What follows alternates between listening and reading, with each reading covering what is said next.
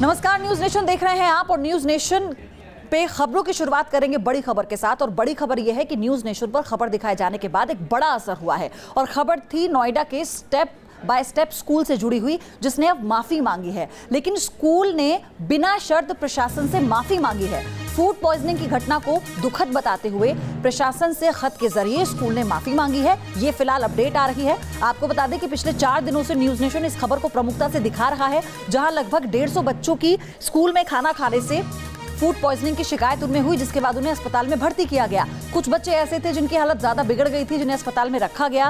कुछ बच्चों को तभी चेकअप के बाद छुट्टी दे दी गई थी। लेकिन लगातार किसी की गिरफ्तारी ना होना इस पूरे मसले पर और स्कूल प्रशासन का रवैया, स्कूल में दाखिल ना होने देना, इसको लेकर तमाम सवाल खड़े हो रहे थे। और यही कारण था कि उत्तर प्रदेश की सरकार ने भी इसमें रिपोर्ट तलब की डीएम को बोलकर, मुख्यमंत्री ने। लेकिन अब जो जानकारी मिल पा रही है वो ये है कि खत के जरिए स्कूल प्रशासन ने माफी मांगी है। 18 मेडिकल रिपोर्ट्स में दोषी पाया गया है स्कूल।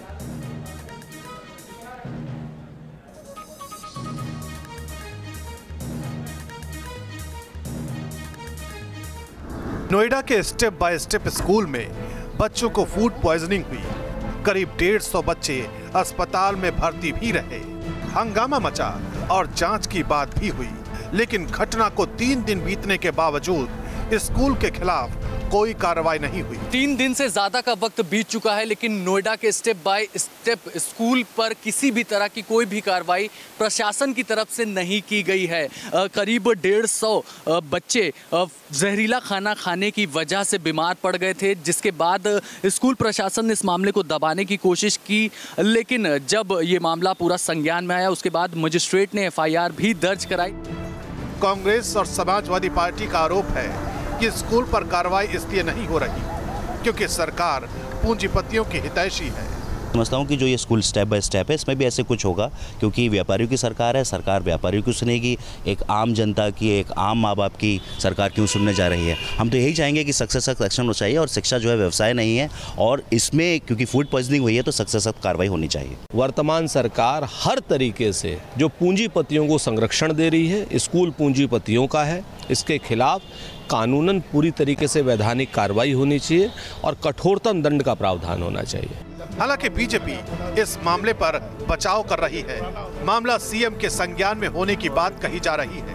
पार्टी कह रही है कि जांच के बाद कार्रवाई जरूर होगी। मुख्यमंत्री जी के स्तर पर भी वो संज्ञान में लिया गया और कार्रवाई की जांच के भी निर्देश दिए गए हैं। जिलाधिकारी कमिश्नर ने भी उस पर बहुत ही गंभीरता से लिया है। शीघ्र रिपोर्ट सामने आएगी और उस पर जो भी कठोरतम कार्रवाई होगी। महंगी फीस वसूलने वाले स्कूल में भी छात्रों की जान से खिलवाड़ का ये बड़ा मामला है।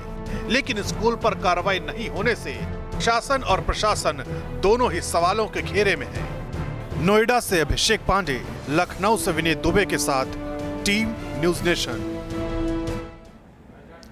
तो न्यूज नेशन की खबर का बड़ा असर यह हुआ है कि अब स्कूल प्रशासन ने माफी मांगी है। लेकिन क्या सिर्फ एक खत के जरिए माफी मांग लेने से जो गलती स्कूल से हुई है, जो प्रशासन की तरफ से लापरवाही हुई है, उसकी भरपाई हो सकती है? बच्चों के साथ कुछ भी बड़ा और हो सकता था। फूड पॉइजनिंग के शिकार हुए हैं सभी बच्चे। कुछ लोगों की हालत बेहद गंभीर भी बनी हुई थी। अभिभावकों का साफ तौर पर गुस्सा है। उन्होंने ये कहा है कि क्यों स्कूल के खिलाफ कोई कार्रवाई नहीं हो रही। उन्होंने सरकार पर भी आरोप लगाए हैं। साथ ही सवाल यहाँ पर यह भी उठता है कि जब डीएम से इस बाबत खुद न्यूज नेशन के संवाददाता ने बात की थी और पूछा था कि कार्रवाई कहां तक पहुंची है, तो उन्होंने सख्ती दिखाने की बात कही थी, लेकिन अभी तक कोई गिरफ्तारी क्यों नहीं हुई है। मेरी सहयोगी हर्षा चंदवानी इस वक्त मेरे साथ जुड़ गई हैं इस खबर पर।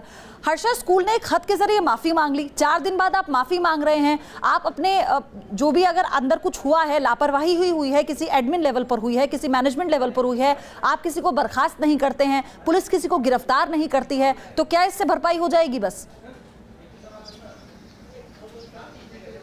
देखिए पयोधी, यही सवाल लगातार बना हुआ है। 3 दिन तक स्कूल फ्रंट जोन पे नहीं आया, प्रशासन तक को एंटरटेन नहीं किया, कोऑपरेट नहीं किया प्रशासन से। खत पे लिखित रूप से माफ़ी भी जो मांगी वो 3 दिन बाद मांगी। और पयोधी, बिना डिले के हमें सीधे स्कूल के टीचर, जिनको कि स्पोक्स पर्सन फिलहाल स्टेप बाय स्टेप स्कूल ने अभी मीडिया के लिए रखा है, इनसे ही बात करते हैं। अक्षय जी, आपसे कई सवाल बनते हैं क्योंकि स्कूल के प्रिंसिपल फ्रंट जोन पे नहीं आ रहे, आप हमारे सामने हैं। आखिरकार कोई एक्शन तुरंत क्यों नहीं लिया गया स्कूल की तरफ से? स्कूल प्रशासन से शुरुआत से कोऑपरेट क्यों नहीं कर रहा था? देखिए, ऐसा नहीं है कि प्रधानाचार्य फ्रंट जोन पे नहीं है या ऐसी कोई स्थिति है। विद्यालय के प्रतिनिधि आपसे मिल चुके हैं, मेरे हिसाब से अभिभावक आपसे मिले, बात किया उन्होंने। विद्यालय की तरफ से लगातार संवाद किए जा रहे हैं।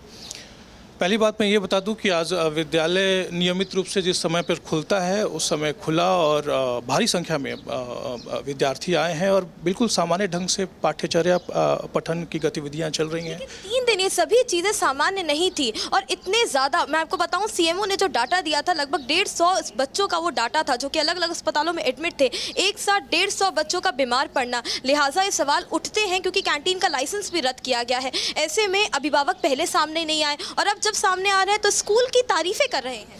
देखिए, जैसा जो वास्तविक संख्या है आपने कहाँ से निकाला, देखिए वास्तविक संख्या के बारे में भी अभी हम पूरी तरह से इसलिए नहीं कह पा रहे क्योंकि बहुत सारे बच्चे बृहस्पतिवार के बाद जब घर गए वहाँ भी कुछ बच्चों के साथ ऐसी परिस्थिति बनी, उनकी तबीयत भी थोड़ी खराब हुई।